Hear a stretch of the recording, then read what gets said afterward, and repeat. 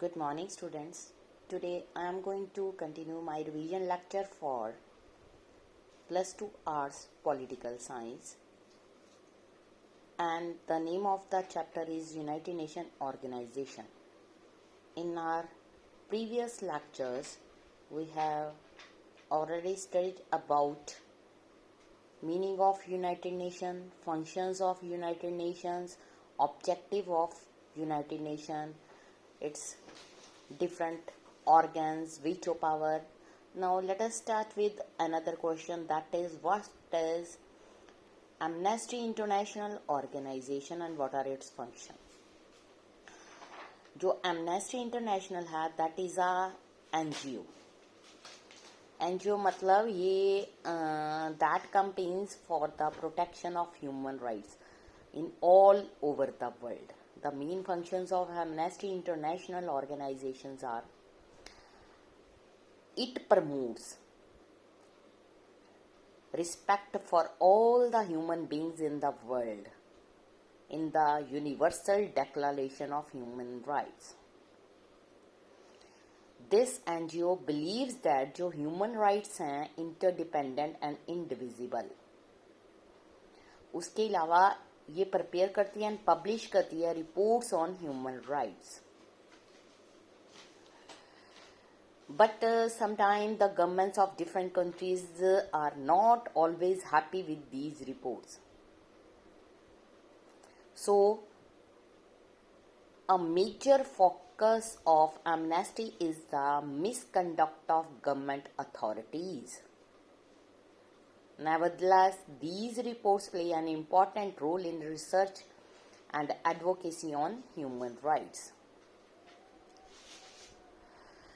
But we know that NGOs जो हैं, they also help in so many cases for the solution of different problems related to humans. After a long research, it will be find that having international organization in the world is very, very important.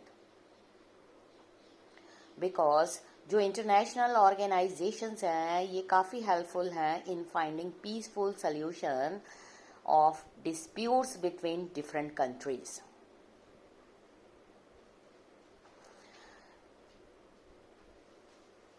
और ये किस लिए चलाई जाती हैं? It runs on consensus of all existing member countries as far as in masters of authority. This balance there in deliberately created by the First and Second World War countries जो हैं having veto rights or similarly in purpose.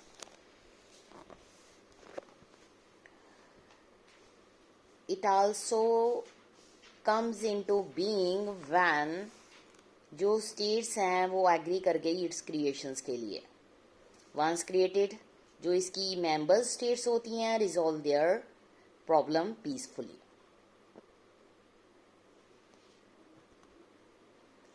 उसके अलावा जो man है उसने has brought furies of nature in the form of endemic, epidemic, pandemic, ailment, disaster, calamities, adverse situations. The whole mankind, mammals, along with the plant kingdom relate to in passions. Also, the plant kingdom are compelled to bear with even when material earth does not have any part in it.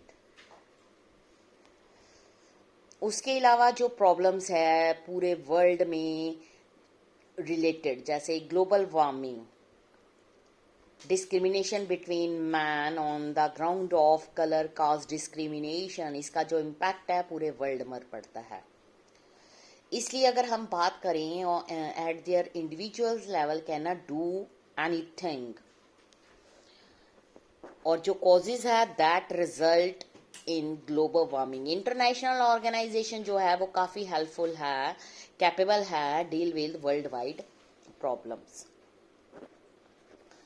इसीलिए ये एक statement इसके लिए बिल्कुल correct है कि United nation is an indispensable organization. उसके बाद नेक्स्ट है हमारे पास जो मेन चीज हैं aims programs of UNESCO. UNESCO की फुल फॉर्म है united nation educational scientific culture organization. ये वाली ऑर्गेनाइजेशन जो है इसको इस्टेब्लिश किया गया 1946 में. As you know from its name that suggests UNESCO aims at promoting. क्या प्रमोट करता है ये? Education, science, culture in member countries. ये ऑल्सो हेल्प करता है combat illiteracy, suppress scientific knowledge and the culture exchange among different Nations. उसके अलावा अगर हम बात करें जो यूनाइटेड नेशन है उसके डिफरेंट प्रोग्राम्स है रिलेटेड टू यूनेस्को. ये फेवरेबल कंडीशंस को क्रिएट करता है for increasing international understanding, breaking down the obstacles for the free flow of thoughts between different country. UNESCO जो है अरेंज की जाती है translation of world's classics. It had made possible so that different countries in the world know more about music, art, painting, sculpture, drama of other nations. It means exchange of ideas from one nation to another nation. It generates greater understanding, goodwill, ideas और enable करती है one another members of one great family. इस time अगर हम बात करें हमारे पास total 70 countries हैं मेंबर्स ऑफ यूनेस्को. इसका एक डायरेक्टर जनरल है. इसका हेडक्वार्टर पेरिस फ्रांस में है. प्रेम्बल जो है यूनेस्को का वो ये कहता है since Wars being in the minds of man it is in the mind of man that defence of peace must be reconstructed. उसके अलावा कुछ अलग तरह की इसमें और भी आ जाते हैं जैसे ILO world health organization. The main function जो है वर्ल्ड इंटरनेशनल लेबर ऑर्गेनाइजेशन उसका मतलब है safeguard rights of and interest of labours in all country of the world. ये डील करता है इंटरनेशनल लेबर प्रॉब्लम्स, उनकी जो वर्किंग कंडीशन है, उनके वेजेस है जो गवर्नमेंट के द्वारा डिसाइड किए जाते हैं और उनकी प्रॉब्लम्स को दूर किया जाता है. उसके अलावा वर्ल्ड हेल्थ ऑर्गेनाइजेशन जो है वो सर्वे करती है, स्टडी करती है all over the world, collect data of health of population. Also वो इंश्योर करती है कि जो मेडिसिन हैं उनकी इक्वली डिस्ट्रीब्यूशन की जाए. सेटिंग अप करती है हॉस्पिटल्स का, क्लिनिक का, नर्सिंग सेंटर्स का और मेंटेन करती है health standard of all over the world.